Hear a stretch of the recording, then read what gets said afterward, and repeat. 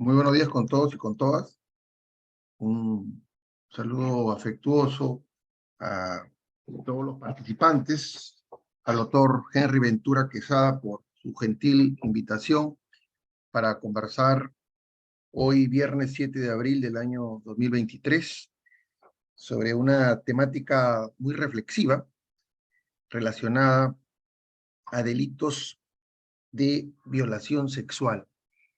Y ciertamente el día de ayer habíamos compartido escenario con ustedes y habíamos abordado algunos aspectos procesales relacionados con la flagrancia delictiva y su vinculación que tenían con aquellos casos generados por actos de violencia contra la mujer, violencia contra los integrantes del grupo familiar y cómo es que el texto único ordenado de la ley 30.364 le daba un tratamiento. Y a decir del propio Tribunal Constitucional, una de sus sentencias que quizás ha sido ampliamente debatida desde el ámbito procesal, desde el ámbito tuitivo, para poder discernir si realmente existen o no diferenciaciones en cuanto a la flagrancia delictiva, la que se afirma, la que se toca, la que se aborda en la ley 30.364, hoy tuvo, y aquella que se encuentra regulada en el Código Procesal Penal en el artículo 259. Y pudimos ayer notar ciertas notas características, ciertas notas distintivas que esta sentencia del TC nos trae para poder abordar la flagrancia, pero finalmente hemos comulgado en la idea que el Código Procesal Penal es la norma que da el desarrollo de la flagrancia delictiva, y siempre atendiendo a los principios de razonabilidad, proporcionalidad, necesidad, motivación, suficiencia indiciaria y sobre todo legalidad. Pero el tema que vamos a conversar el día de hoy es un tema de suyo importante, un tema que concita la atención por parte de todos los operadores jurídicos, dado que es un tema que trastoca bienes jurídicos, es decir, el delito, trastoca bienes jurídicos, afecta bienes jurídicos, un bien jurídico penal protegido, para hablar con propiedad, y ese es relacionado a los delitos de violación sexual. Claramente, cuando uno enfrenta casos de delitos contra la violación sexual o de violación sexual, uno enfrenta realidades en donde toca las fibras del ser humano. En atención no solamente a los índices delictivos, ¿no? Los índices delictivos que hemos tenido antes del estado de emergencia por pandemia y posteriormente, durante la pandemia y hoy por hoy ya la pandemia en retiro, definitivamente vemos que la cantidad de ilícitos penales que se presentan en los distintos distritos judiciales y fiscales es considerable. Voy a compartir algunas presentaciones con cargo de alternar el material que hemos preparado para el día de la fecha para poder comprender los alcances, ¿no?, de manera muy general de los delitos de violación sexual. En principio, habría que recordar, habría que engolfarnos, habría que discernir en torno a determinados aspectos conceptuales que tienen relación con el bien jurídico penal protegido. Repito, vamos a hacer términos, aspectos generales, incluso vamos a tratar de insertar el deber de debida diligencia de los estados para la investigación reforzada de estos delitos. Fíjense, como aspectos conceptuales previos habría que entender la libertad sexual. Ayer, cuando hablábamos de la libertad locomotora, que forma parte de la libertad personal, de la libertad en general, como un derecho fundamental que está reconocido en el artículo 2, numeral 24 de nuestra Constitución Política y Jurídica de 1993, habíamos señalado que esta libertad no puede ser restringida, no puede ser coaccionada, no puede ser limitada, no puede ser afectada, no puede ser trastocada, no puede ser mancillada de manera arbitraria por ningún ciudadano, por ninguna autoridad o funcionario. Para eso, para guarecer derechos fundamentales, tenemos los procesos constitucionales, no hay duda alguna. Ante la existencia de un derecho fundamental, tiene que existir una garantía que lo guarezca, lo proteja, lo desarrolle, lo custodie, para evitar cualquier incursión arbitraria de un funcionario, de una autoridad o de un particular, ¿no? Pero en estos términos generales, la libertad como derecho fundamental, la libertad personal, hablando en términos completos, tiene distintas facetas, tiene distintas aristas. Ayer conversábamos sobre la libertad locomotora, la libertad ambulatoria, la libertad de desplazarse, que claramente a través de la flagrancia delictiva, aquel momento en el cual, dándose el acometimiento delictual, es aprendido por un funcionario público llamado Policía Nacional del Perú, y por tanto la restricción de este derecho a la libertad personal, libertad locomotora. Pero fíjense que el tema que nos convoca hoy tiene que ver con la libertad sexual. Otra arista de la libertad personal. Y aun cuando esta libertad, en la generalidad de casos, no caigo en una falacia de falsa generalización, pero en la generalidad de casos, como bien sabemos nosotros, son delitos subrepticios, ¿no?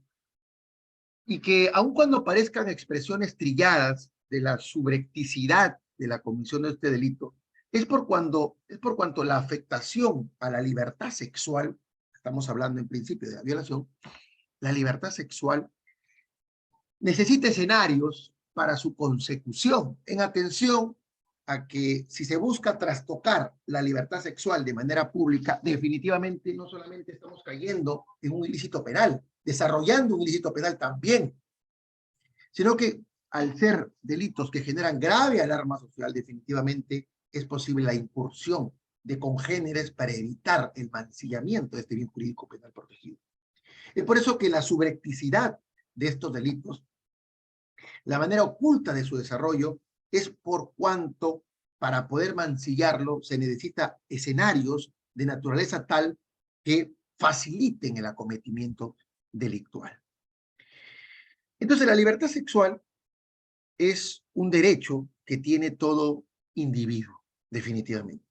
Y en términos llanos, en términos generales, un derecho que permite disponer del cuerpo para fines sexuales. Cada uno puede disponer qué hacer con su cuerpo en el ámbito sexual. No hay duda alguna que eso sucede. Es decir, con quien uno desee, con quien uno quiera, cómo quiere, cuándo quiere, etc. Porque existe esa libertad sexual.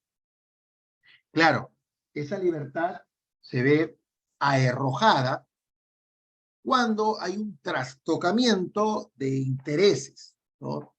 Un interés público, hay un trastocamiento a través de la libertad sexual, cuando atentamos contra la moral, las buenas costumbres, que de por sí tienen ya una regulación. Nuestro Código Penal también sanciona penalmente aquellas conductas, por ejemplo, de exhibiciones obscenas, aquellas conductas que atentan la moral pública, como delito o como falta. Razón por la cual la libertad sexual tiene que darse, y es esa capacidad de realizar en el ámbito sexual lo que uno querramos, con quien querramos, cuando querramos, entre otros aspectos que ya se mencionaron, pero siempre tomando como limitación el contenido que se encuentra regulado y limitado por otros ordenamientos o por distintos cuerpos normativos. No podemos ir más allá, no se puede ir más allá. De manera tal que la libertad sexual es ese derecho, ¿no? Un derecho que tiene límites, ciertamente, pero límites impuestos por la ley, y límites impuestos por la moralidad, límites impuestos por la sociedad en atención a las circunstancias en que se presenta. Hay una expresión un tanto manida, un tanto trillada, un tanto recurrente, que muchas veces refleja que el derecho termina cuando comienza el derecho de otro.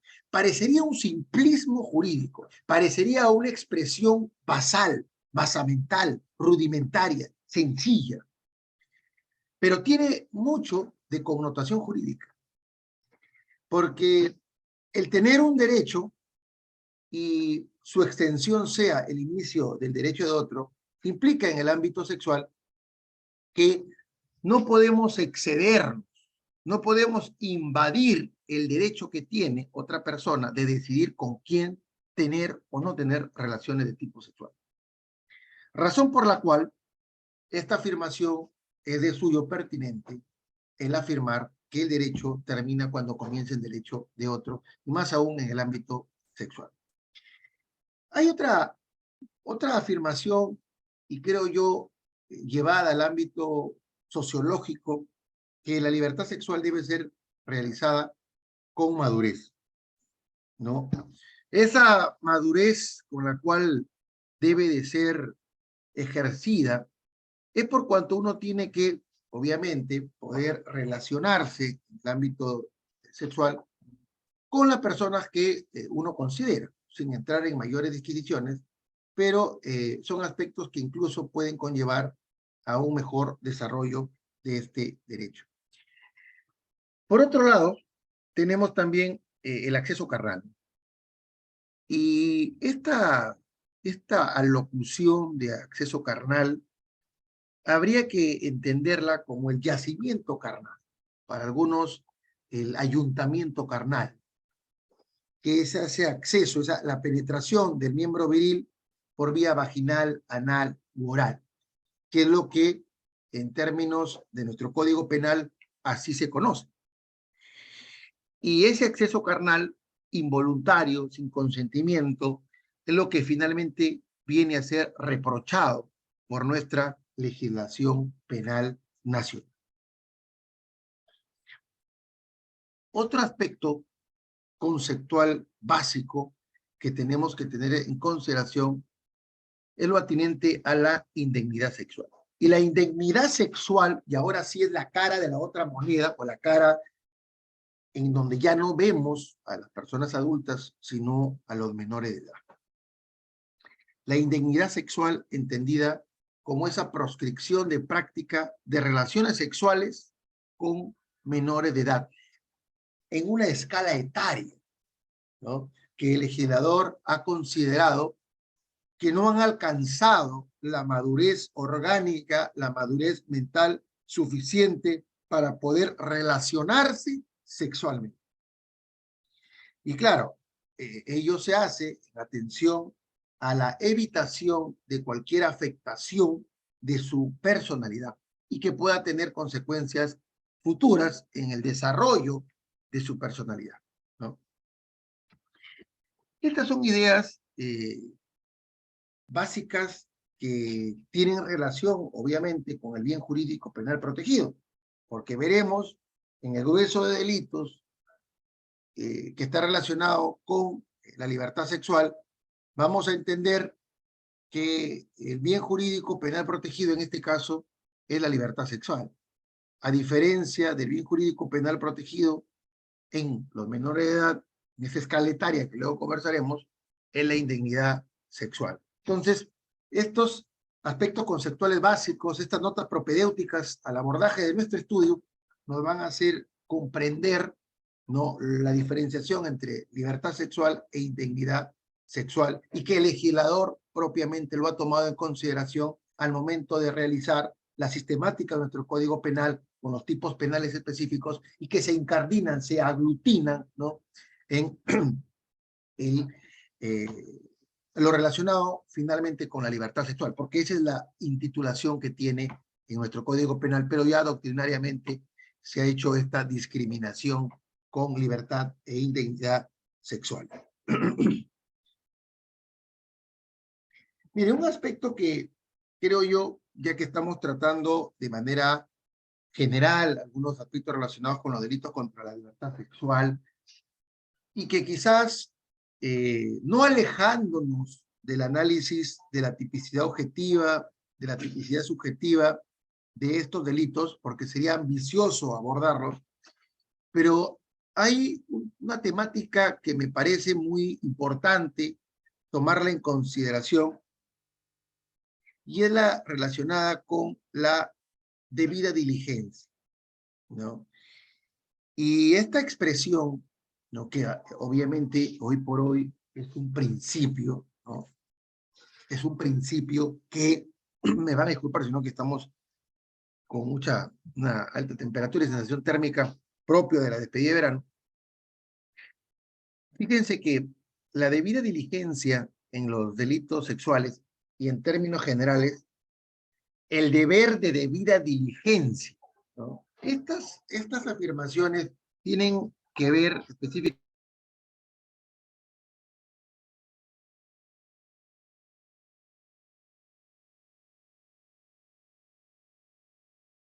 ¿Me dan un segundito, por favor? Tengo un problema en la conexión.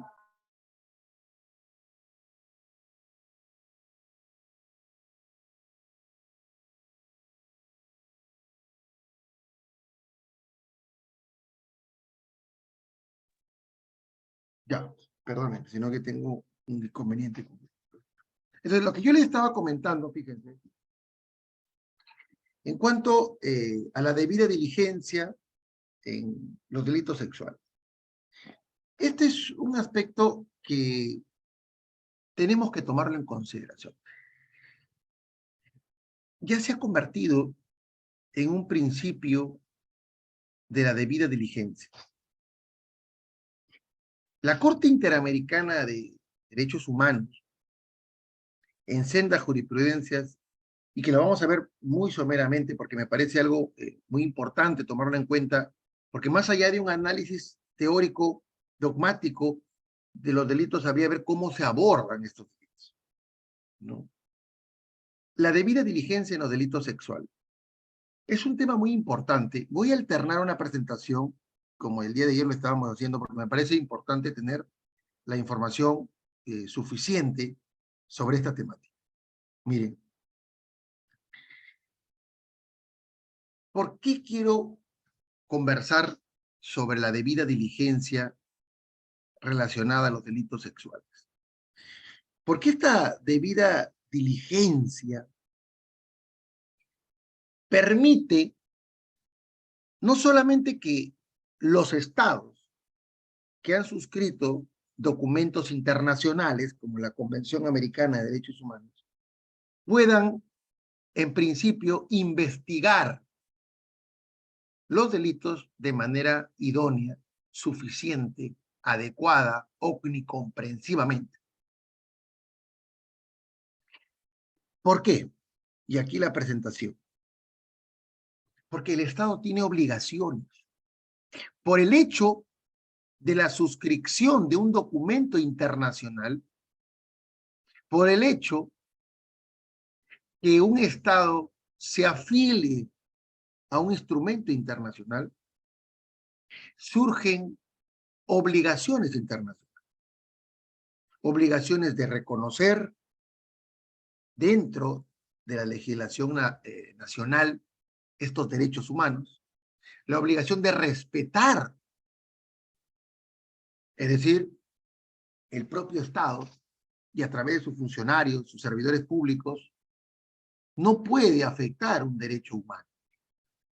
La obligación de garantizar, de crear medios adecuados, idóneos, necesarios, suficientes, para que estos derechos humanos sean desarrollados, sean adecuadamente abordados, sean tutelados suficientemente.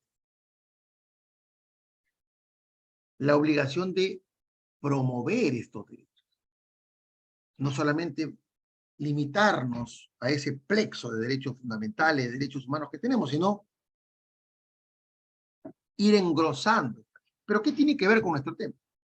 Miren, si tenemos obligaciones para poder abordar estos casos de violencia sexual, ¿no?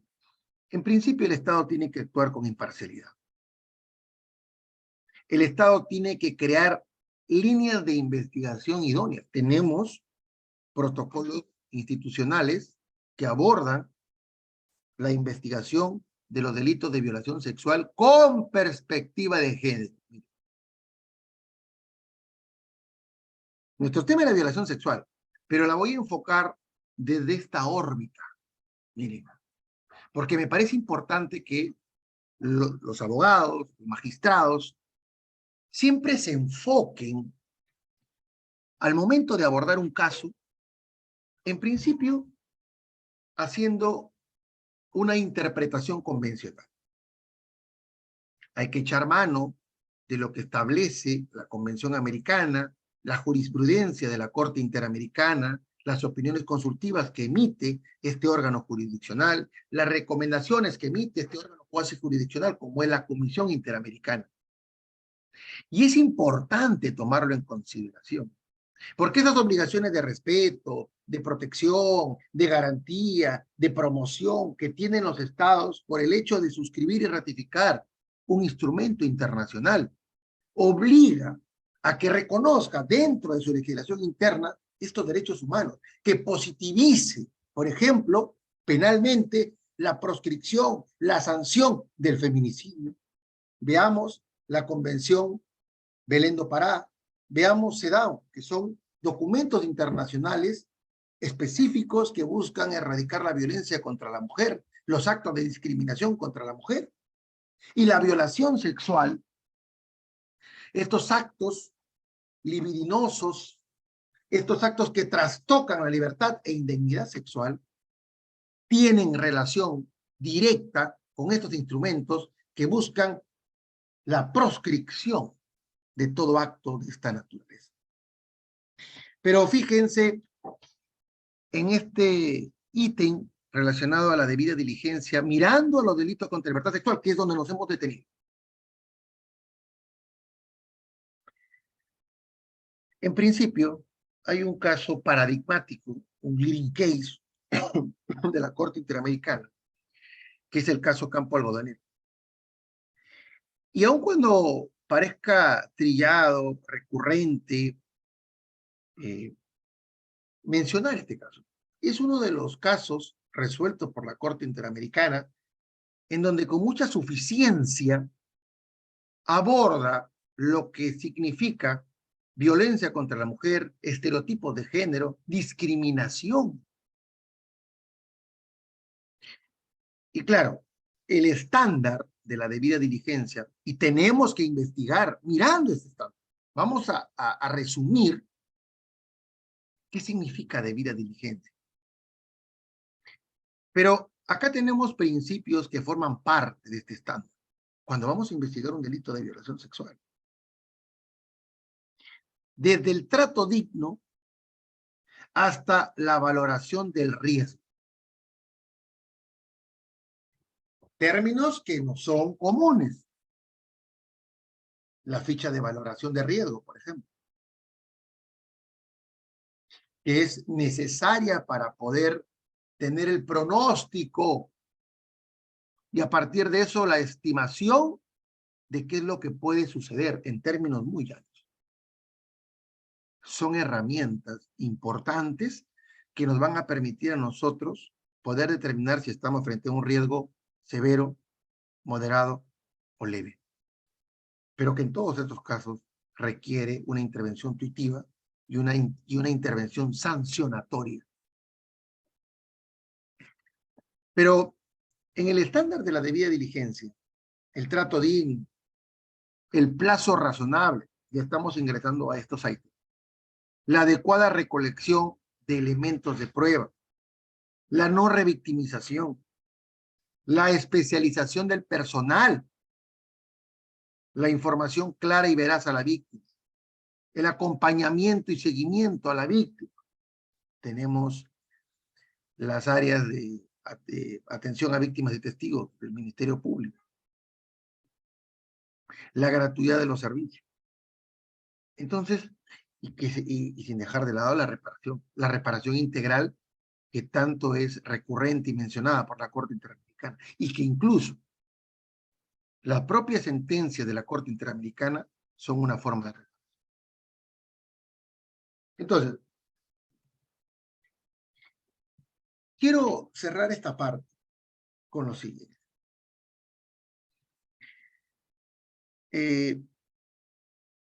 Cuando un Estado afecta derechos humanos, sea por una aquiescencia estatal, ¿no?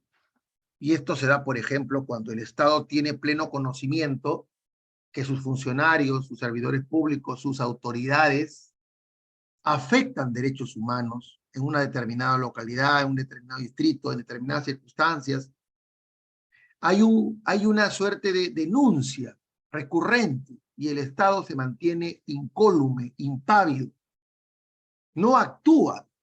Hay una aquiescencia estatal. Sabemos que el Estado es responsable internacionalmente.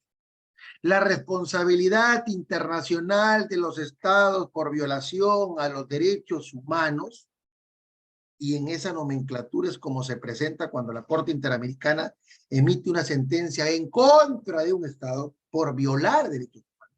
Por si acaso no es ningún título nobiliario, no es ningún pergamino que tengamos que exhibir, muy por el contrario. Es una situación de afectación, es una situación de descrédito. Un estado condenado por violar derechos humanos o por haber tolerado la violación de derechos humanos. Por eso, esta parte quiero mencionar que para el derecho internacional no es suficiente que el Estado tenga una posición abstencionista, es decir, de no realizar conductas que afecten o violen derechos humanos. No es solamente eso, sino que debe de desplegar acciones positivas. Es lo que, claro, el deber de respeto implica me abstengo de obligaciones generales que se tienen. Me abstengo de lacerar, mancillar, afectar. Pero también tenemos que garantizar, que promover, que proteger el derecho humano. ¿Y qué acciones positivas realiza el Estado? Claro, en el ámbito de la violencia contra la mujer integrante del grupo familiar, específicamente la violencia contra la mujer, la violencia de género en términos generales, y dentro de ello sabemos que la violencia de tipo sexual, ¿no?, es un élite, ¿no?, de la, bueno, la violencia de tipo sexual es el género y la violación sexual es la especie, porque hay distintas formas de violentar sexualmente.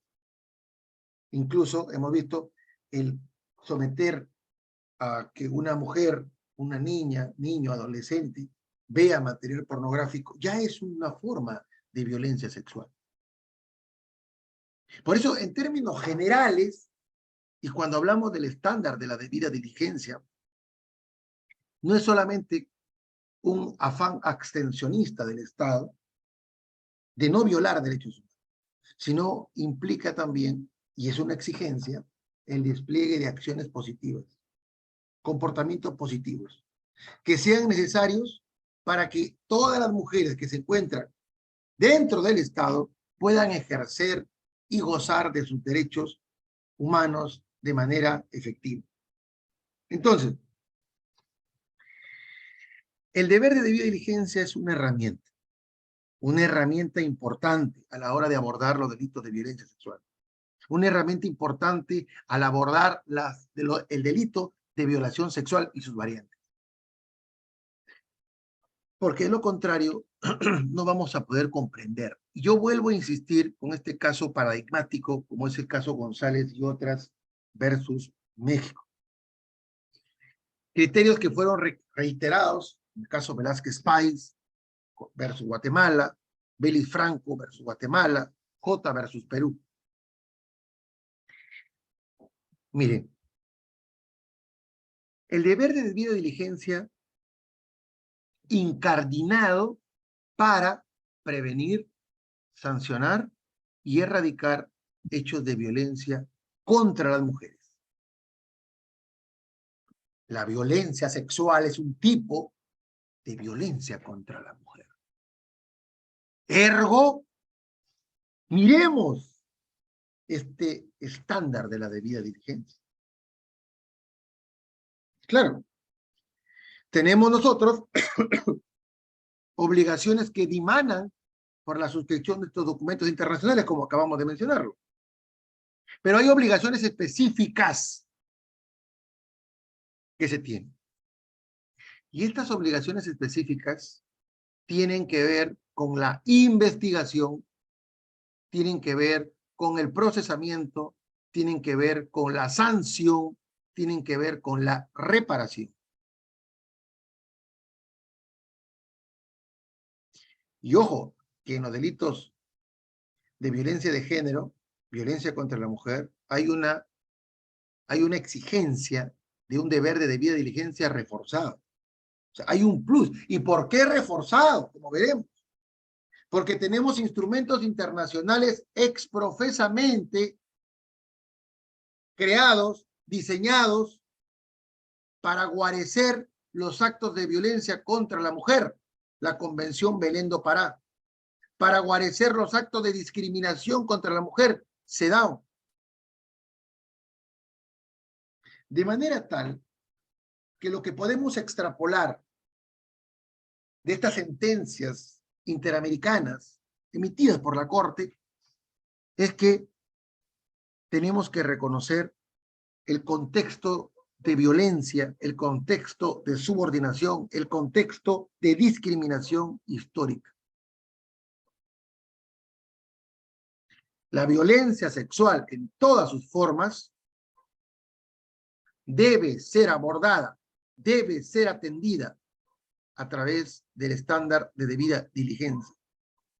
Y a propósito de los documentos internacionales, CEDAW y Belén do Pará, a propósito de la Convención Americana de Derechos Humanos, a propósito que los estados conocen esa discriminación estructural a la cual se encuentran sumidas las mujeres, porque es un hecho atávico, ancestral, histórico, están ancladas en una sociedad androcentrista, con un afianzamiento patriarcal,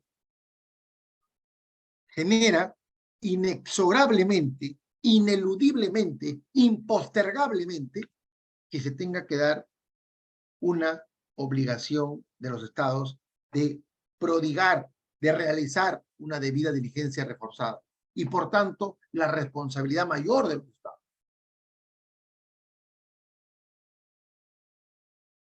Con esta parte termino para seguir el abordaje de nuestra temática de violación sexual, pero mirando siempre al deber de debida diligencia y a los instrumentos internacionales.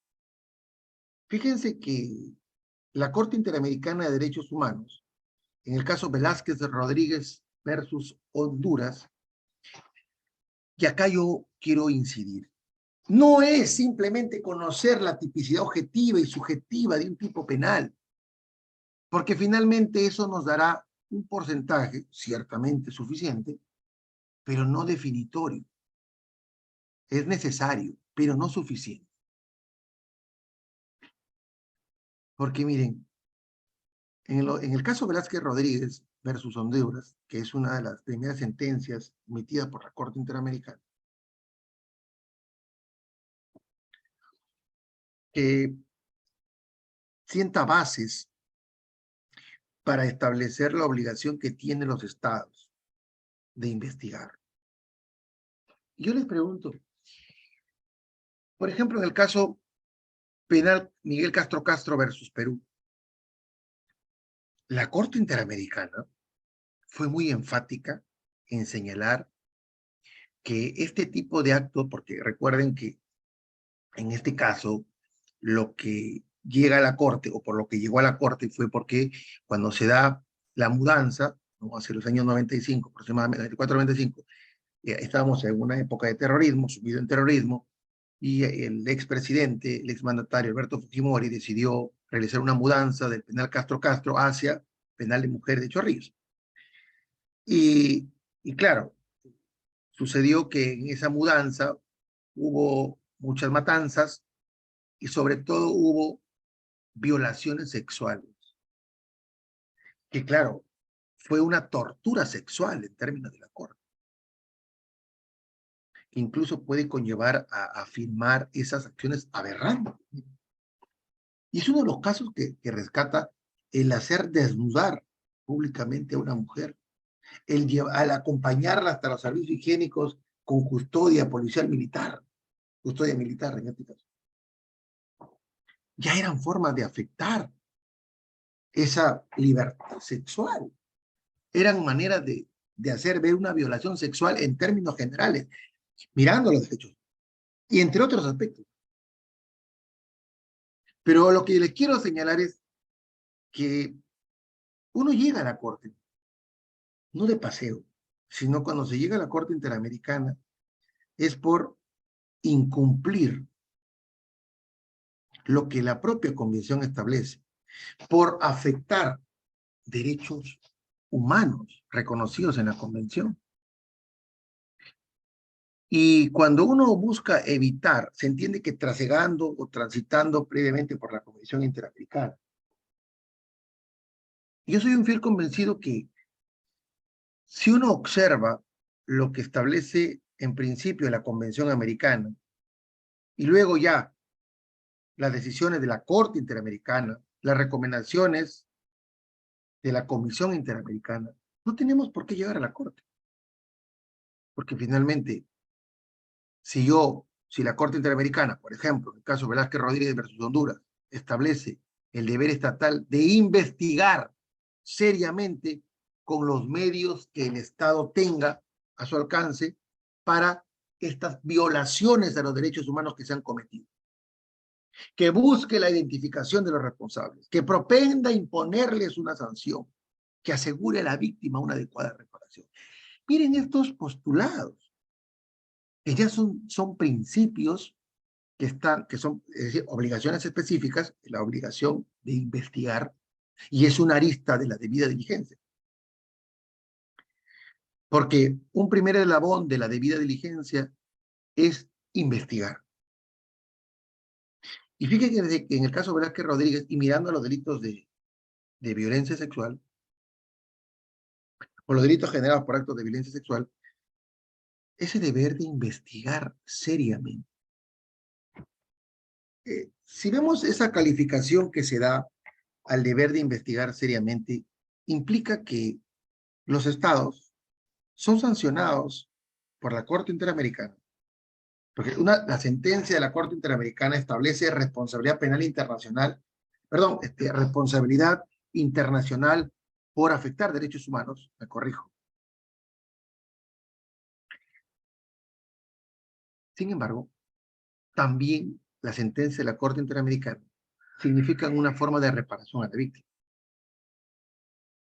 y un mensaje a los estados para mejorar la manera en cómo se abordan, por ejemplo, delitos de violación sexual. Si me están indicando que debo de investigar con seriedad, que debo de investigar y propender la identificación de los responsables, actuaríamos con debida diligencia si finalmente en una investigación, en un proceso penal, se dispone no formalizar la investigación preparatoria porque no se identificó, pero la pregunta es, ¿qué se hizo? Recordemos que todas esta manera o esta forma de investigar tiene que ver con una obligación, obligaciones de medios. La Corte Interamericana ya ha sentado. Cuando vemos en la presentación con los medios que el Estado tenga, la obligación de investigar como parte y como arista del deber de debida diligencia es una obligación de medios, no de resultados.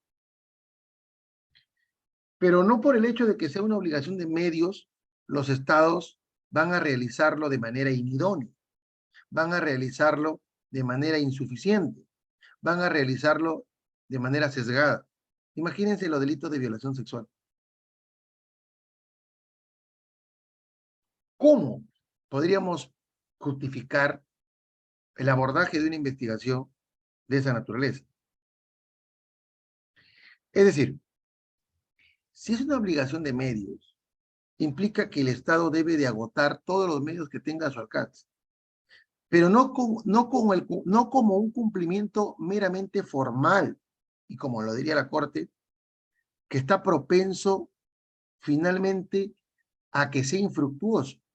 No es simplemente remitir oficios, no es solamente pedir informes, no es solamente solicitar requerimientos, sino que tiene que hacerse mirando a que debe de realizarse con idoneidad, con suficiencia. No podemos alegar la falta de recursos para no actuar. No podría decir que no acudí a una diligencia porque en ese momento no tenía una movilidad. Y lo planteo de esa manera.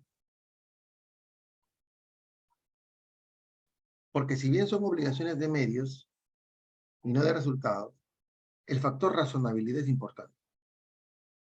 Ayer hablábamos de la razonabilidad, la proporcionalidad, en las medidas que restringen derechos fundamentales, pero también toda decisión funcionarial para que tenga halo constitucional, para que esté justificada constitucionalmente, tiene que ser razonable y proporcional. Si no, no es. Fíjense lo que buscamos nosotros, por ejemplo, en los delitos de violación sexual, de violencia sexual en términos generales,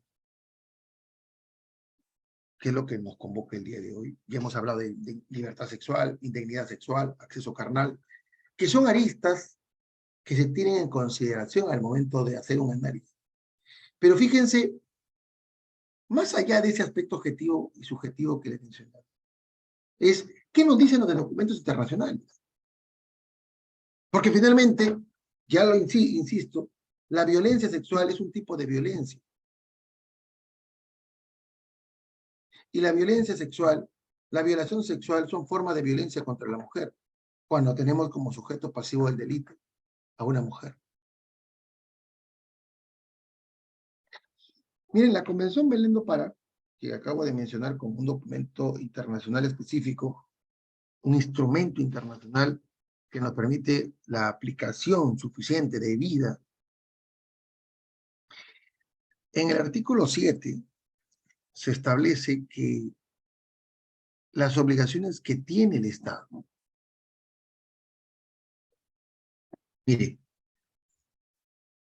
Miren, y no perdamos el frente de los delitos de violación sexual y los actos de violencia sexual.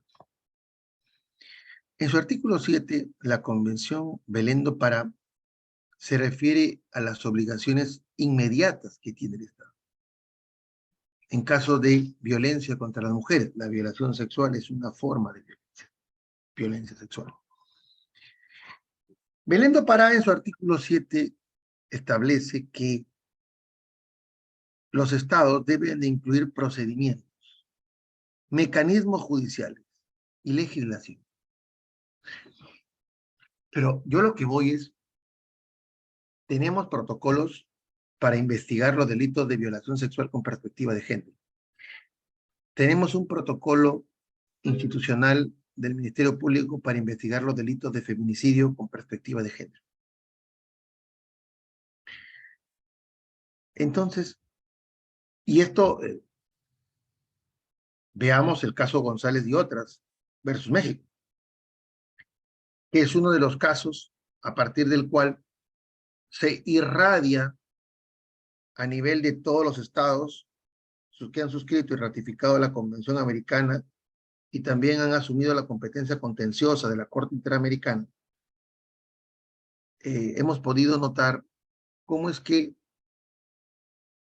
en México, por ejemplo, que es uno de los estados que tiene varias sentencias emitidas por la Corte por haber violado derechos humanos. Uno de ellos es el caso González. Y en el caso González, que vemos, se trata de adolescentes, una mujer mayor de edad, la señorita González, por eso se toma el caso González y otras, porque González era la única mayor de edad, por eso se tomó su apellido. Son las tres mujeres víctimas que llega a la Corte, porque finalmente fueron centenares de mujeres que murieron en Ciudad Juárez, murieron en manos de por actos de violencia de género.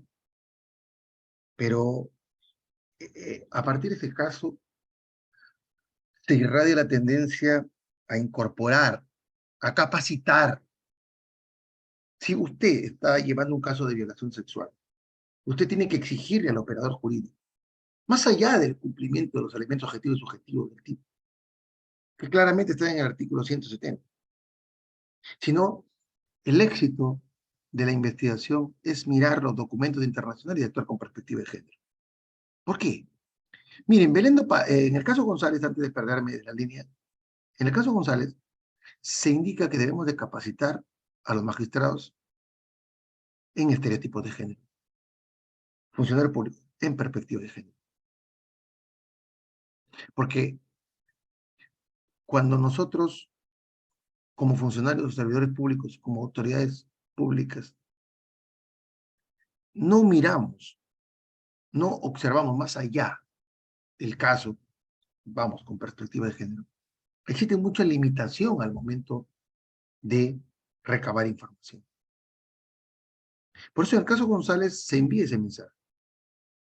Hay que reconocer que la violencia contra la mujer es una violencia de tipo estructural que afecta la igualdad material. La violencia contra la mujer no nos permite alcanzar la tan anhelada igualdad material. Podemos tener una igualdad formal, pero no material, propia de una discriminación estructural a la que está sumida la mujer. Belén do Pará, como un documento específico internacional, señala que los estados deben tener procedimientos, mecanismos y legislación. En nuestro caso, delito de violación sexual, el 170. Sujeto activo puede ser cualquiera, no hay problema. Pero hemos visto casos que no quiero repetir, donde no se incorpora la perspectiva de género, sino que se coloca a la víctima como contribuyente del acto delictivo. Parece trillado lo que les voy a decir, pero yo les pediría que realicemos un trabajo de investigación, de manera particular o en el marco de una investigación de una tesis. ¿Por qué no revisamos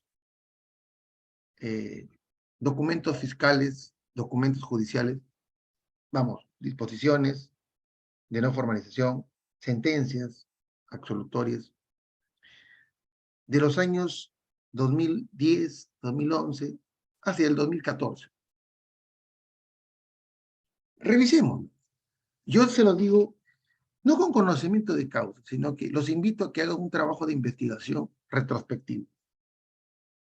Tomemos unas 10, 15, 30 muestras, muestras significativas, y analicemos cada documento fiscal y cada documento judicial. Ojo que el caso Campo Algodonero tiene más de 12, 13 años.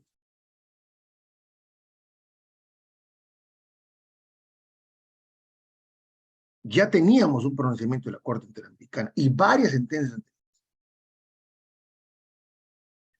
No pensemos que la perspectiva de género recién se incorpora con la ley 30.364 o su reglamento, porque si vamos a pensar eso, estaríamos justificando los actos anteriores.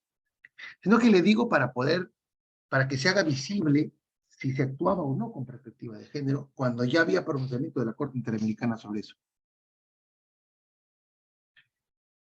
Y es muy importante, porque hay muchas decisiones donde se juzga el comportamiento de la víctima y se basa la decisión de absolución o de no formalización sobre la base de que la víctima no gritó, que la víctima tenía las posibilidades de gritar, que la víctima tenía posibilidad de defender. Miren, y yo se los digo y los invito a que lo hagan.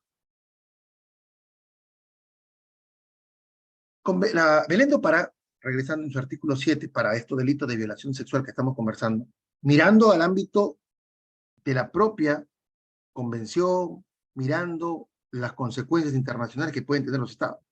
Actuar con debida diligencia, no solamente mecanismos judiciales, legislación, procedimiento. ¿Tenemos mecanismos judiciales? Claro que sí. Tenemos fiscalías especializadas, tenemos juzgados especializados, tenemos instrumentos normativos nacionales especializados, tenemos profesionales especializados. Esto es para el abordaje. Y aun cuando hemos visto que lo que se busca es prevenir, sancionar y erradicar. Y como alguna vez escuché a un profesor, de estos tres momentos, ¿a cuál es el que se le da más incidencia? No voy a hacer afirmaciones sin bases estadísticas, pero yo creo que la prevención es muy importante. pero ¿hasta qué punto? Lo que podemos ver es la investigación y la sanción. Lo que vemos, sentencian a cadena perpetua, violador, sentencian a 35 años, prisión preventiva para el que le golpea a su esposa, investigación, sanción. Pero no dudo, porque estoy convencido de que la labor de prevención se da, pero miramos los niveles de eficacia de la prevención. Belén do Pará nos señala, actuar con la debida diligencia. La debida diligencia para prevenir. ¿Cómo actuamos con debida diligencia desde la prevención? ¿A quién le corresponde la prevención? Los estados tienen que prevenir. Miren, hay una obligación estatal que dimana de nuestra propia Constitución. Nuestra Constitución le encarga al Estado, no le encarga, le establece un deber. En el artículo 44 de nuestra Constitución de Perú, son deberes primordiales del Estado, entre otros, la plena vigencia de los derechos humanos, ojo, plena vigencia de los derechos humanos, obligación de respeto, de garantía, de protección, de promoción. Proteger a la población de las amenazas contra su seguridad y promover el bienestar general. Deber del Estado. Bienestar general.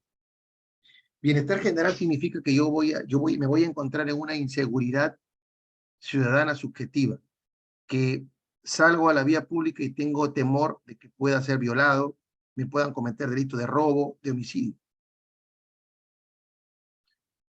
Esa situación de inseguridad ciudadana subjetiva que tenemos, esa sensación de temor, que se relaciona con la inseguridad ciudadana objetiva, los datos, los índices, las estadísticas.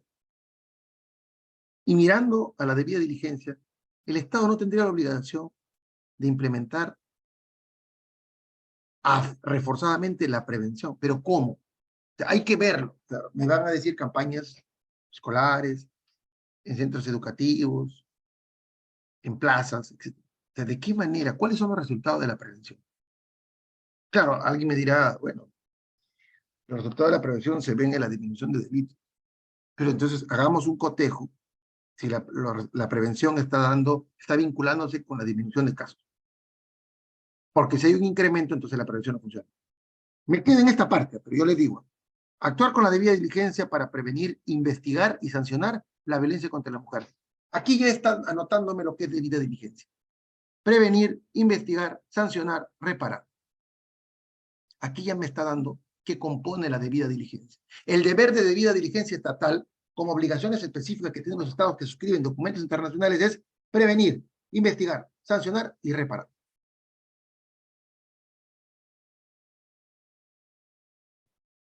En el caso de Velázquez Rodríguez, que ya le habíamos comentado, también lo que replico nuevamente, prevenir, investigar y sancionar toda violación de derechos reconocidos por la Convención Americana. La libertad sexual. Reparar el daño. Aquí está el caso Campo Algodonero, que nos va a servir de mucho, por favor. Miren, en el caso González y otras, una sentencia de noviembre del 2009, importante, fíjense, la debida diligencia. Vamos, tenemos un caso de violación sexual. Tenemos un caso de tocamiento.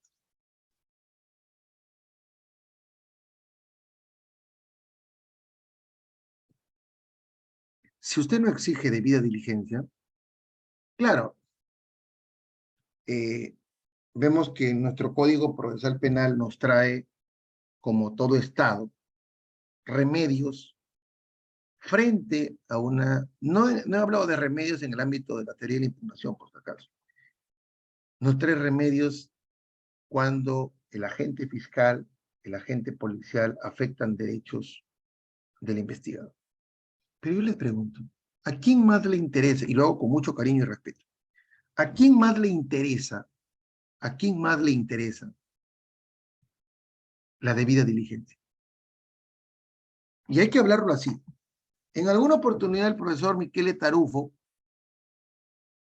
dijo que al abogado, y lo digo con mucho respeto, respetados colegas,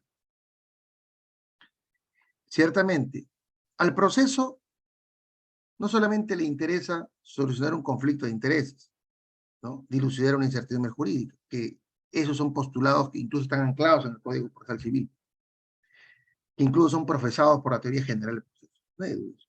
En el proceso penal tenemos un norte y atendiendo al bien jurídico y teniendo los bienes jurídicos penales protegidos que se tienen en el Código Penal, en nuestra legislación penal, el proceso penal busca, entre otros, alcanzar la verdad, sin entrar en mayores elucubraciones.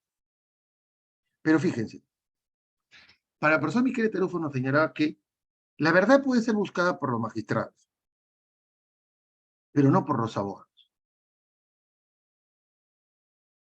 Y la pregunta, y la afirmación, aunque parece un poco dura, nos preguntamos nosotros si a un abogado litigante le importa alcanzar la verdad.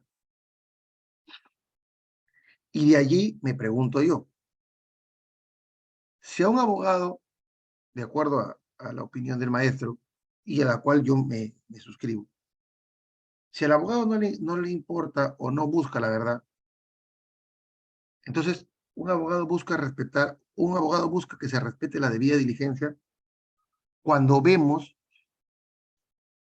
que la debida diligencia en los pronunciamientos de la Corte han sido en su gran mayoría porque la parte agraviada no se le prodigó justicia. En la mayoría de casos ha sido porque se cerraron las investigaciones. Y cuando se cierra una investigación, el único beneficiado es el imputado. Es como cuando me dijo un alumno, profesor, ¿es posible que el imputado renuncie al pedido de sobreseimiento? Perdón. ¿Cómo así? Claro, yo no quiero señor fiscal, yo no quiero que me sobresean, yo quiero que me lleven a juicio para que ahí se pruebe mi inocencia. Mejor acuse. O es como cuando declaran fundado el sobreseimiento por parte del juez de investigación preparatoria, apele el imputado porque no está de acuerdo, porque él quiere ir a juicio. Claro, parece un contrasentido. Pero si vemos que no hay debida diligencia, ¿a quién le beneficia la no existencia de debida diligencia en un caso? Bueno, atendiendo a la práctica de la Corte Interamericana, al imputado prácticamente le beneficia la no debida diligencia. ¿Por qué? Porque no hay una adecuada investigación. ¿Y qué pasa si hay una inadecuada investigación o inidónea investigación? Como abogados litigantes, ¿qué podemos decir? Bueno, si vemos que hay una indebida investigación, vemos que no hay elementos probatorios en la fase de diligencias preliminares, no hay medios de investigación suficientes en fase de investigación preparatoria, no vamos a tener medios probatorios que ofrecer en una acusación. Por tanto, en etapa intermedia hay una alta probabilidad que esa sospecha suficiente presentada por el fiscal no sea ni suficiente, sino una mera sospecha inicial. Por tanto, es posible que declaren fundado un sobreseimiento, oficiosamente o a petición de la defensa. Entonces, la debida diligencia no necesariamente corre en la pista del abogado defensor, sino de la fiscalía, de la parte agraviada. Y no con eso estoy haciendo una comparación perniciosa, sino que lo hago porque tenemos que ser realistas. Tenemos acciones de tutela de derechos, conforme al artículo 71, que son los derechos del imputado, pero fíjense ahí. Claro, por allí me podría decir, pero doctor, pero si el imputado, el investigado solicita actos de investigación para que se esclarezca y usted los deniega, puede recurrir por la denegación del acto de investigación, claro que sí. ¿Y eso no sería que está actuando con debida diligencia? Lo que pasa es que el deber de debida diligencia es impuesto a los estados. Es impuesto a los estados. Pero el actuar con debida diligencia también es mirar que tengamos un adecuado marco jurídico, que se aplique efectivamente, porque tenemos las normas, pero podemos tener un protocolo para realizar una investigación. Por ejemplo, tenemos un protocolo para, para el procesamiento de la escena del crimen. O sea, protocolo para la investigación en la escena del crimen, que es del año 2018. Decreto Supremo 010-2018, que ayer lo mencioné. Ya.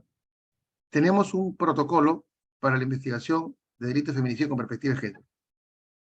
Dos instrumentos, uno específico, delito de feminicidio, y otro genérico, general, que es la investigación en ese delito.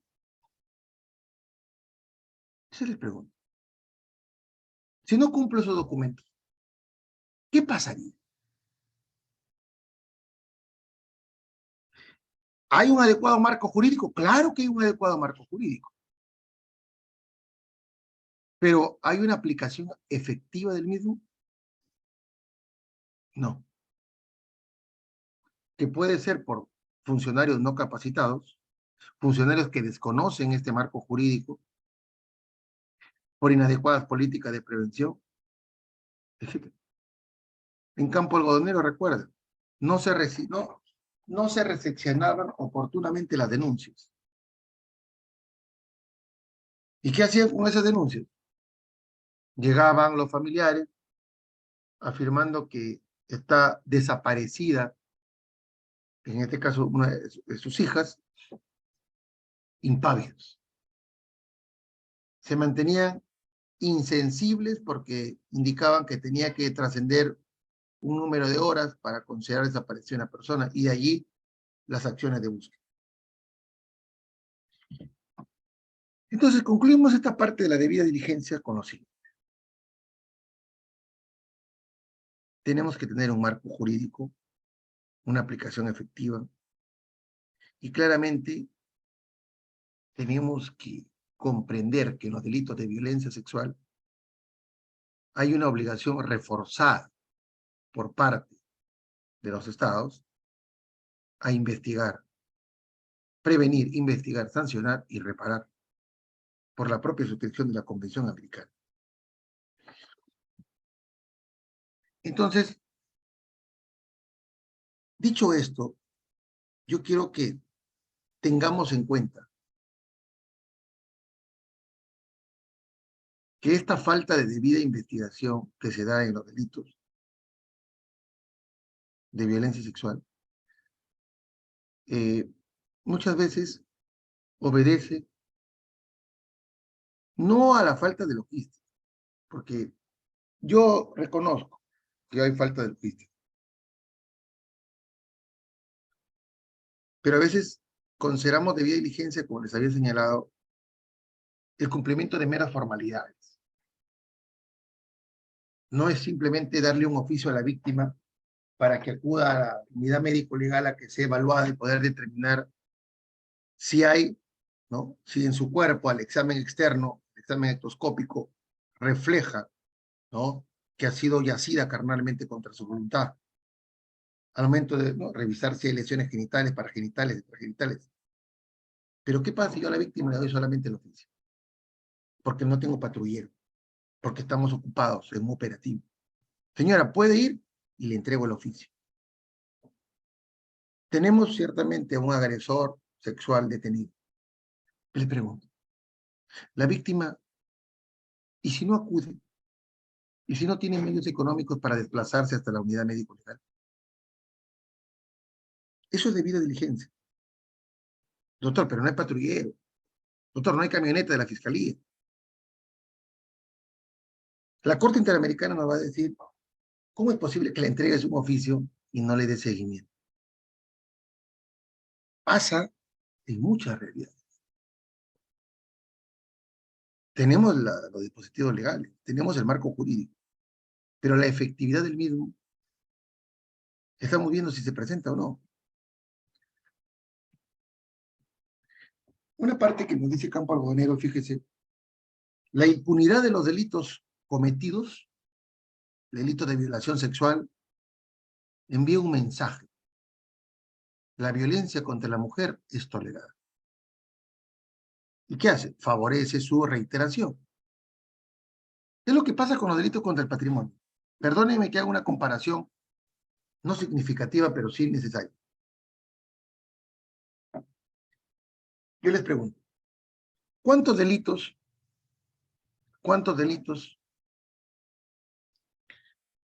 contra el patrimonio que se ha dispuesto a no formalizar la investigación preparatoria? Los típicos casos de contra los que resultan responsables.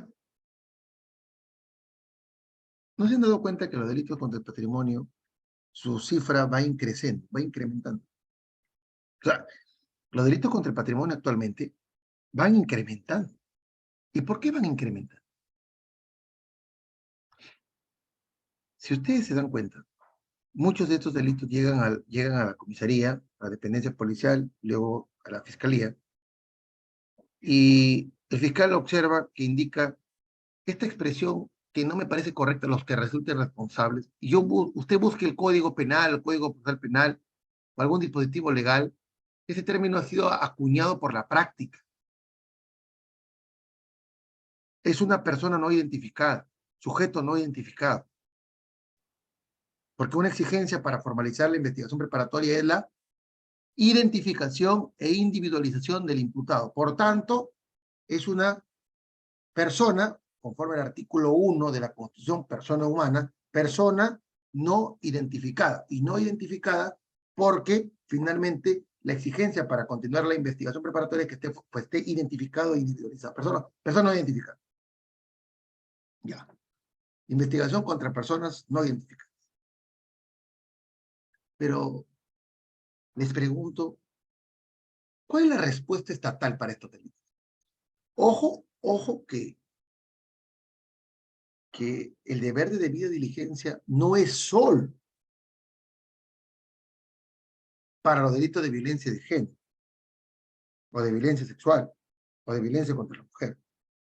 La perspectiva de género no es solo para los delitos de violencia de género, violencia contra la mujer, violencia contra integrante de grupo familiar, por si acaso. No, se aplica a todos los delitos.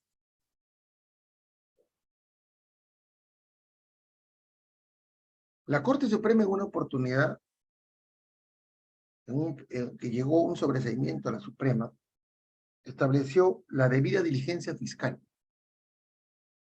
Miren ese término, la debida diligencia fiscal. Y la debida diligencia fiscal es porque el fiscal no puede plantear un pedido de sobreseimiento, por ejemplo, en un delito de violación sexual, por cuanto la víctima no ha acudido a la cámara de Gesell, porque la víctima en la cámara de Gesell guardó silencio. Y listo.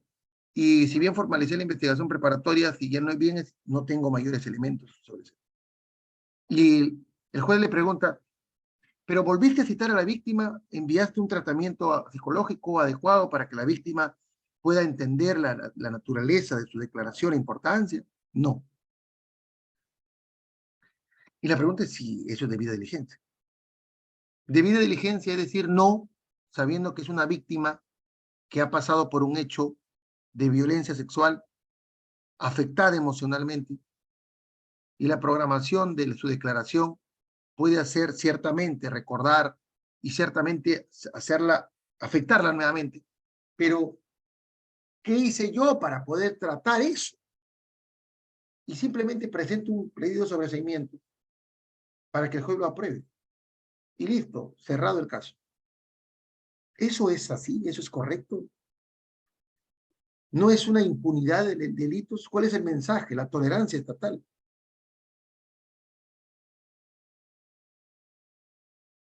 Entonces, lo que tenemos que considerar nosotros en los delitos de violencia sexual es que tiene que darse una debida diligencia por parte de los operadores jurídicos.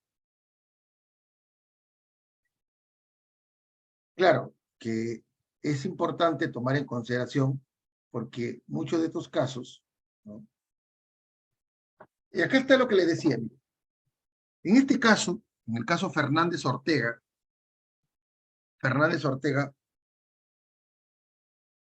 versus México, miren acá algo muy importante. En el caso Fernández Ortega versus México, la obligación de investigar violaciones de derechos humanos se encuentra dentro de las medidas positivas que deben adoptar los estados. Claro. Esta parte yo quiero que la recuerden. Aunque el deber, ¿no? Caso Fernández Ortega versus México, aunque el deber de investigar es una obligación de medios y no de resultados, una violación sexual.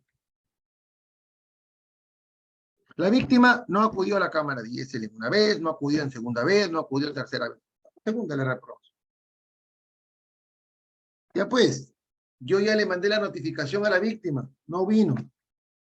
Ya le mandé a la oficina de víctimas y testigos, no pudo ir porque para esa zona está inundada, o para esa zona no hay movilidad, o está de vacaciones la encargada que tiene que ir en esa fecha. Ya cumplí, acá está mi oficio. Ya cumplí.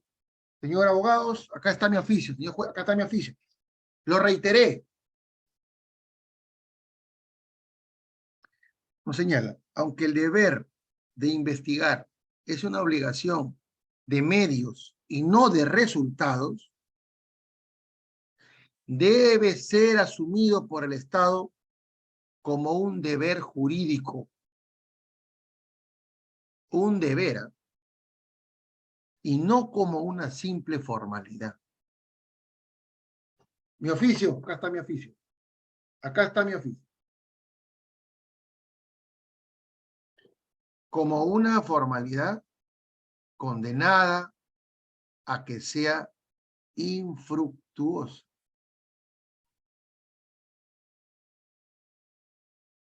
Eso es algo preocupante. Es algo preocupante porque, fíjense,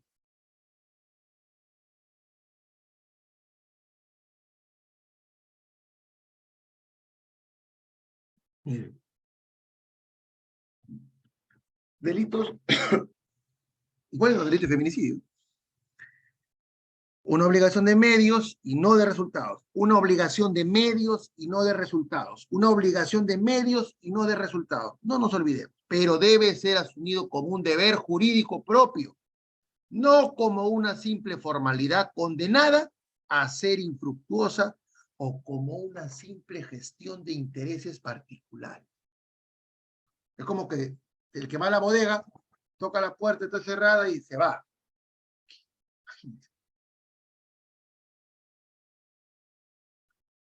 No depende de la iniciativa procesal de las víctimas, de sus familiares, de la aportación privada de elementos probatorios. Mire lo que dice el caso.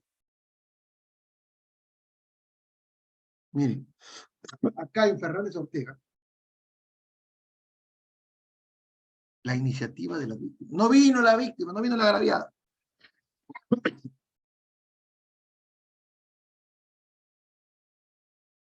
La agraviada no vino.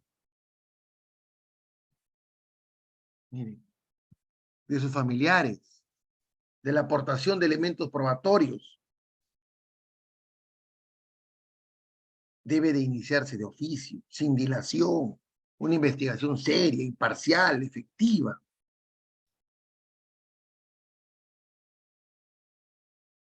Entonces, yo lo que vengo a conversar con ustedes es esa preocupación. Una preocupación para poder comprender si estamos actuando en esas investigaciones de manera suficiente y de manera adecuada, ¿no? Porque este deber de debida diligencia, miren, y voy a permitirme citar una sentencia más, miren,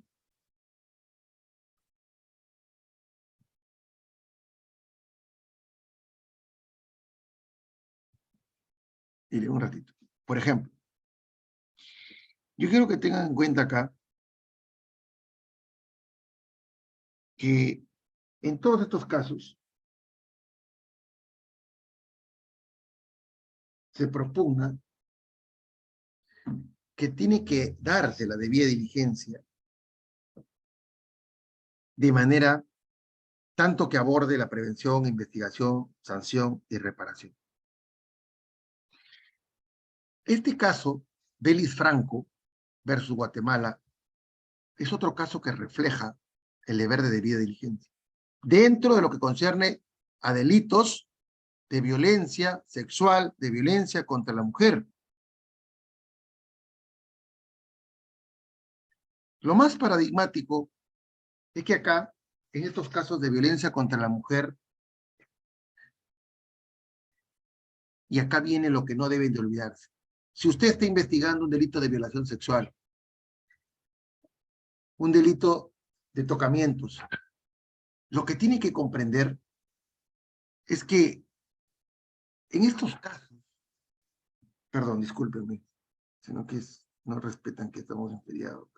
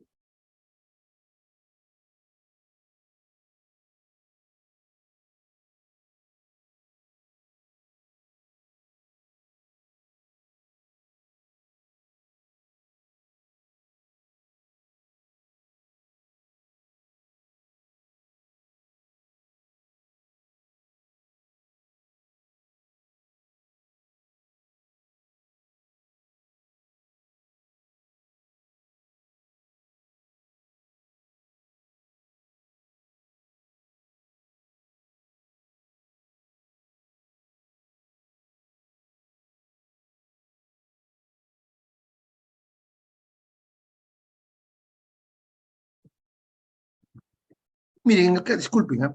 En el caso Vélez Franco, se señala el deber de investigar efectivamente. Pero lo que yo les hablaba del deber de debida diligencia es reforzado.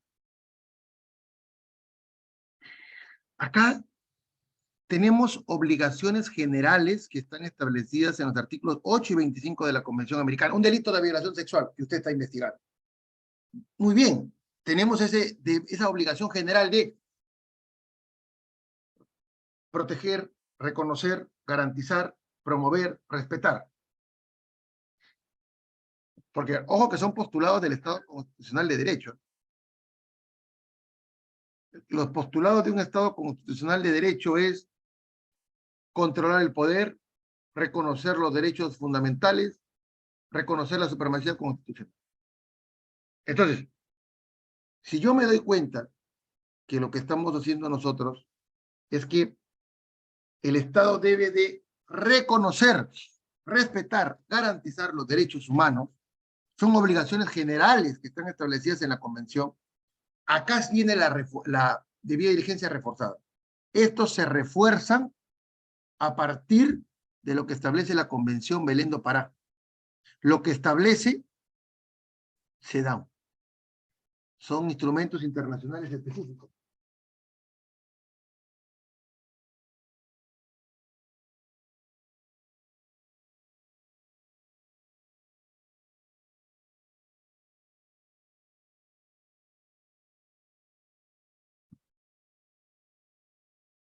Entonces, lo que vemos acá nosotros es que tenemos que tomar en consideración que en estos casos las autoridades tienen la obligación de investigar ex officio. Perdón, disculpe.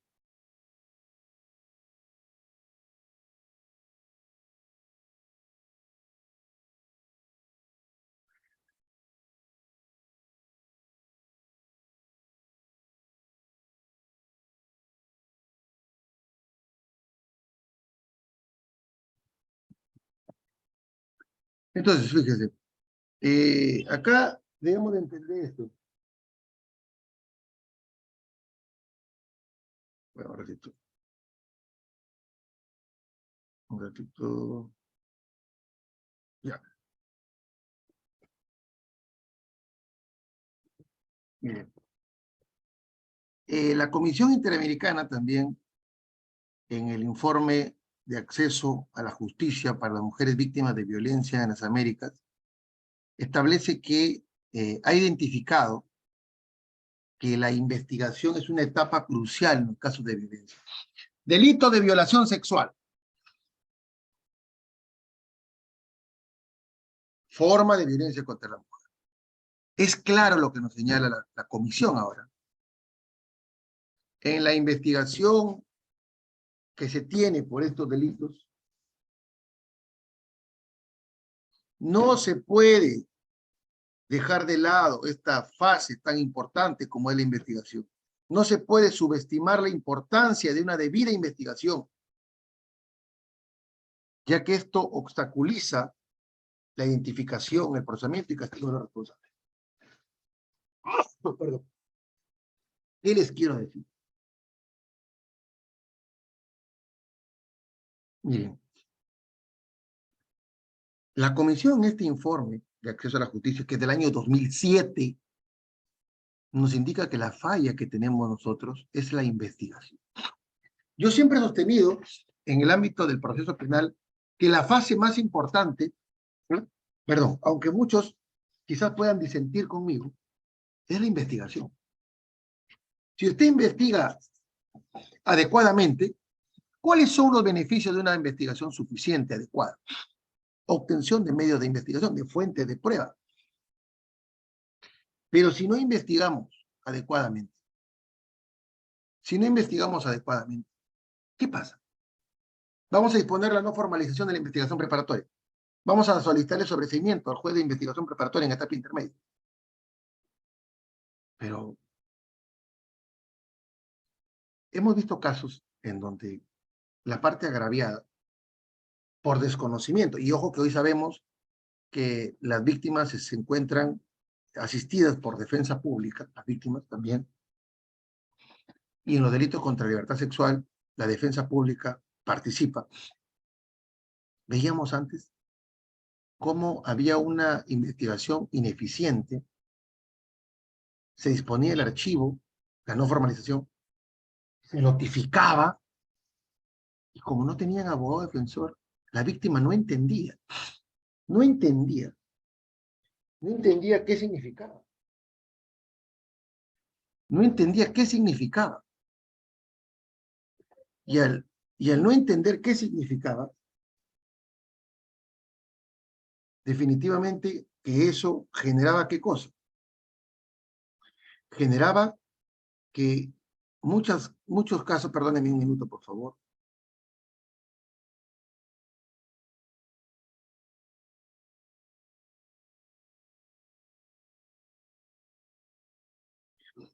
Miren, la Comisión Interamericana, en este caso que yo les planteo, ¿no?, establece que la investigación es importante.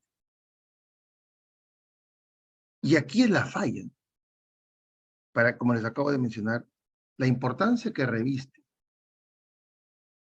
la investigación, sobre todo en los delitos de violencia sexual, permite que tengamos en consideración una investigación seria. Yo tuve casos de violación sexual en donde no se había identificado a los responsables. Y tenemos ahí un grave problema.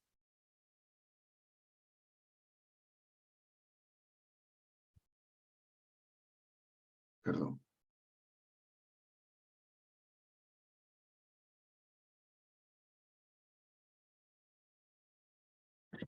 Entonces, acá vemos que estas fallas que se dan en la investigación, porque no se identifica a los responsables, muchas veces se debe a que no existe, en este caso,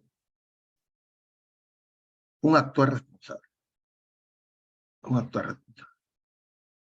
Y eso conlleva a no formalizaciones, a absoluciones, y que los jueces de investigación deben tomar en cuenta. Deben de tomar en cuenta. Porque la investigación tiene que hacerse de manera inmediata, de manera imparcial. ¿No? Debe practicar, debe realizar actos de investigación. El Estado puede ser responsable por no ordenar, practicar o valorar pruebas. ¿Qué hizo el juez de investigación preparatoria? Si el juez de investigación preparatoria está viendo que el pedido de sobreseimiento se debe a una acción, a una inacción, perdón, del fiscal, debería, pienso yo, informar al órgano de control. Porque nosotros sabemos que el Tribunal Constitucional ha señalado que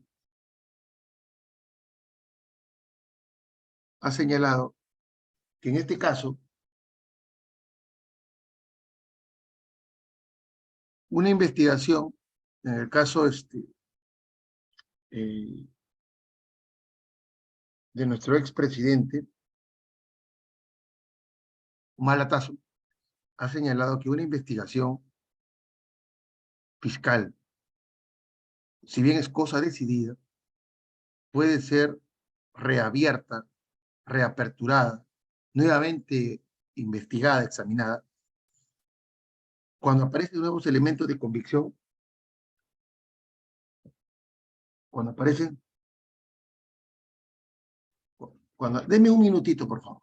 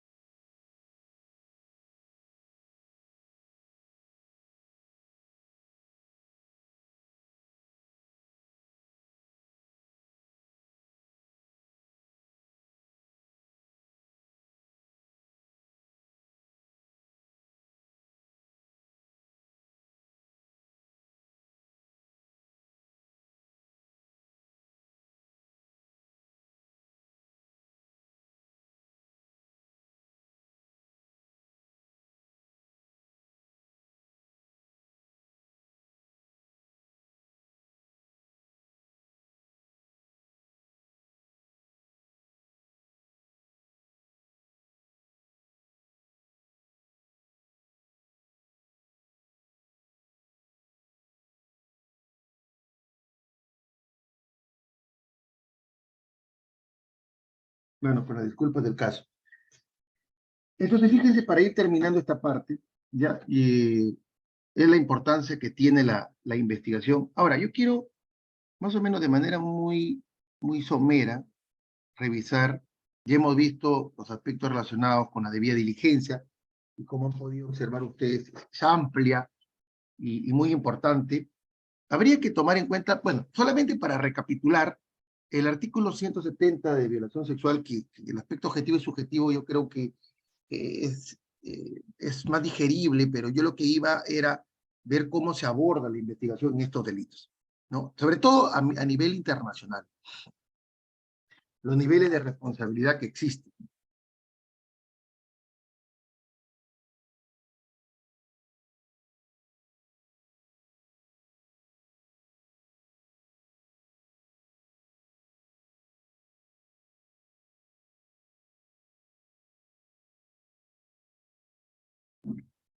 Miren, el artículo 170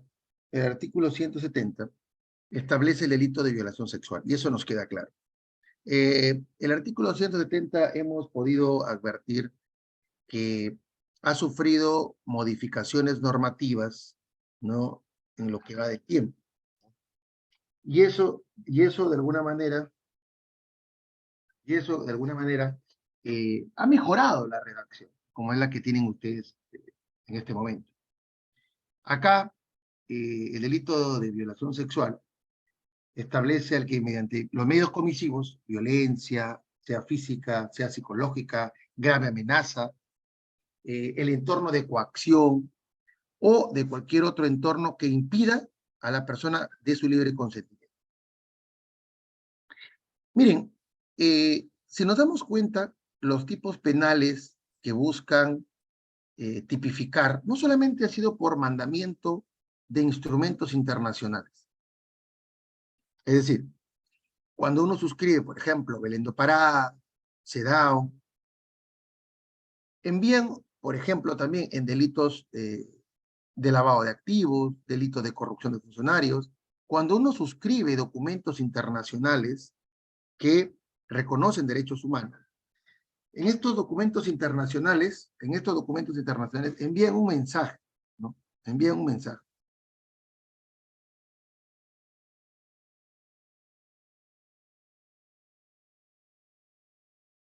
Envían un mensaje que debe de regularse dentro de la normativa nacional aquellos aspectos o aquellos, vamos, si tenemos un documento internacional que establece la proscripción del delito de feminicidio, invoca a los estados para que estos reconozcan legislativamente, ¿no? Reconozcan legislativamente. Y es lo que ha pasado en el delito de violación sexual de igual manera. Vemos la tendencia a que exista una regulación omnicomprensiva, una tipificación omnicomprensiva. Buscamos nosotros que se presente, ¿no? Por ejemplo, un caso en concreto, no tengamos aspectos o vacíos normativos. Cuando hablamos de violencia físico-psicológica, claro, la violencia no es otra cosa que el despliegue de una energía física, que lacera, que afecta el sustrato corporal. Y en los delitos de violación sexual siempre se presentan de esa manera.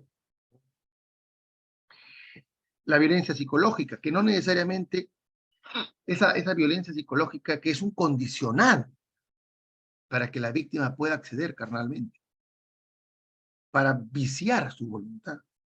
La grave amenaza, los entornos de coacción recurrentes. De manera tal que, fíjense, estos delitos sexuales, como habíamos hablado, son recurrentes, tan igual con los delitos contra el patrimonio. Acá, obviamente, el agente lo que busca es realizar un acto sexual que no es deseado por la otra parte. Atenta contra la libertad sexual, con esa autodeterminación de tipo sexual. El bien jurídico ya lo hemos visto, libertad sexual, tenemos la indignidad sexual que es para menores, ya se ha conversado un poco. La perspectiva de género, que es importantísimo, eso me parece, tenemos que advertir, ¿no? Por ejemplo, en la denuncia de violación sexual que se dan entre esposos, convivientes, miremos la perspectiva de género, miremos esa afirmación de que estamos en una sociedad androcentrista, miremos ello, miremos y reconozcamos los aspectos.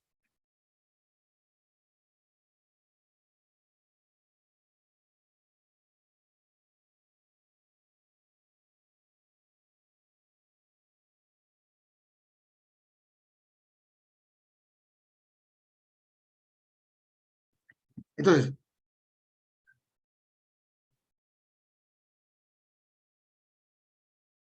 entonces, la perspectiva de género, ¿no?, como objeto de protección en el delito es importante porque es un criterio para poder determinar si realmente se dieron o no los hechos.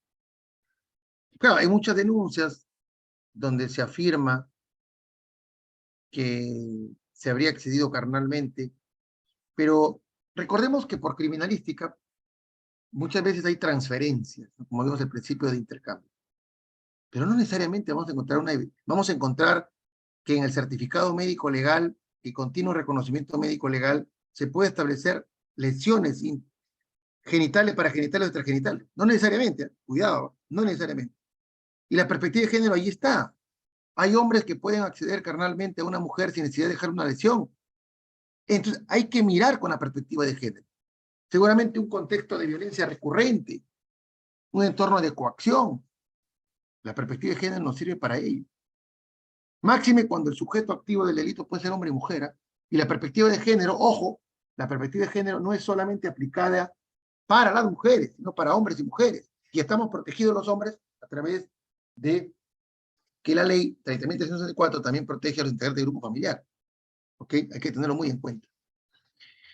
Acá se exige la presencia del dolo, necesariamente la presencia del conocimiento y voluntad para configurar y saber que estamos accediendo carnalmente en contra de la voluntad de otra persona, atentando contra su libertad de tipo sexual. Bien, yo he querido hacer básicamente una mirada jurisprudencial desde el ámbito internacional, porque me parece muy importante que tengamos en consideración esos aspectos, habida cuenta que no se trata únicamente de conocer el tipo penal objetivo y subjetivo, sino que tenemos que advertir cómo es que se da la debida diligencia. Otro tipo penal que también ingresa dentro de la violencia sexual, que hemos conversado, violencia sexual, es el de tocamientos, actos de connotación sexual o actos libidinosos. El artículo 176 claramente diferencia el que sin propósito de tener acceso carnal, ahí perspectiva de género también hay que mirar, realice sobre una persona sin su libre consentimiento. Es importante que actuemos con perspectiva de género, con debida diligencia. Y acá vienen estos criterios para resolver estos casos, ¿no? Primero, principio de deber de debida diligencia. Segundo, actuar con perspectiva de género. Tercero, el tiempo propio de la víctima. ¿Qué significa? No exijamos que la víctima denuncie inmediatamente, sino que la víctima toma su tiempo para denunciar por esa afectación que ha sufrido en su indignidad o en su libertad sexual. Muy importante tomarlo en consideración. Los pronunciamientos de la Corte Interamericana de Derechos Humanos, los informes de la Comisión, las recomendaciones de la Comisión son criterios para resolver estos casos. Veamos que la propia Corte Interamericana ha señalado que si existe, la Corte Suprema de igual manera, si hay incongruencias mínimas en las declaraciones de la víctima, no por eso vamos a invalidarla. No por eso vamos a invalidarla, porque es propio de una situación de estrés emocional por la que está pasando. Vemos que la libertad sexual sigue siendo el bien jurídico penal protegido, no tanto de un hombre como de una mujer, ¿no? En el tipo penal, el 173, tocamientos, actos de connotación sexual o actos libidinosos. El sujeto activo puede ser cualquier persona, sea un hombre, puede ser una mujer, un delito común, no es un delito especial. Sujeto pasivo es la persona, hombre o mujer, mayor de edad, porque tenemos tipo penal específico, que sufre estos actos, ¿no?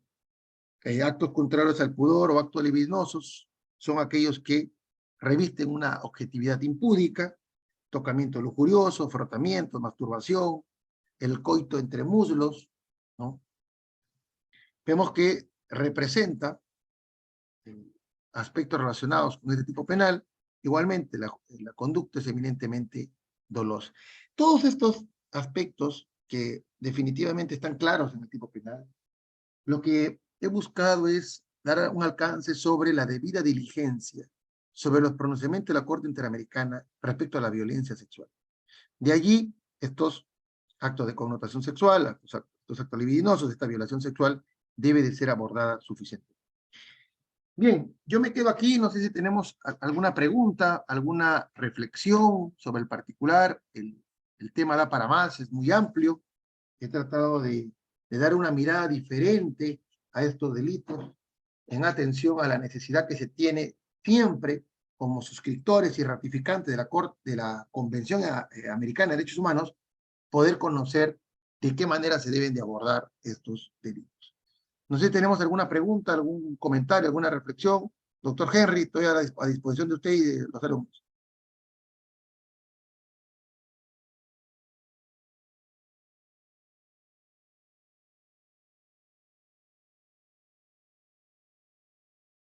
Doctor Ventura.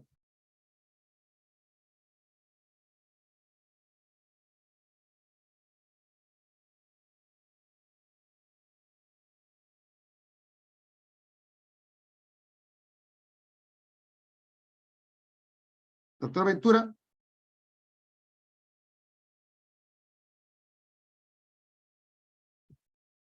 Bien, yo les agradezco a cada uno de ustedes por su participación en el evento programado para el día de hoy. En verdad, un Viernes Santo es muy elogiable la actividad que ustedes realizan de conectarse. En verdad es un tema muy amplio, espero que podamos realizar, ¿no?, otros eventos de esta naturaleza y les queda a su disposición, ¿no? Mi nombre es José Antonio Díaz Muro. Escucha, doctor José, disculpe usted, ¿me escucha?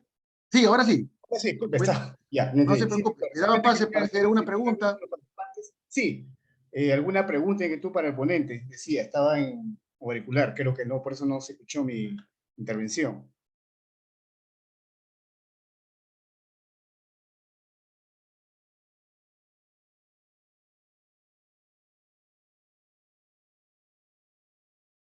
Doctores, si no hay preguntas, entonces daremos por concluido la sesión de hoy y agradecer la excelente participación del doctor José Antonio Díaz Muro en este diplomado de violencia familiar.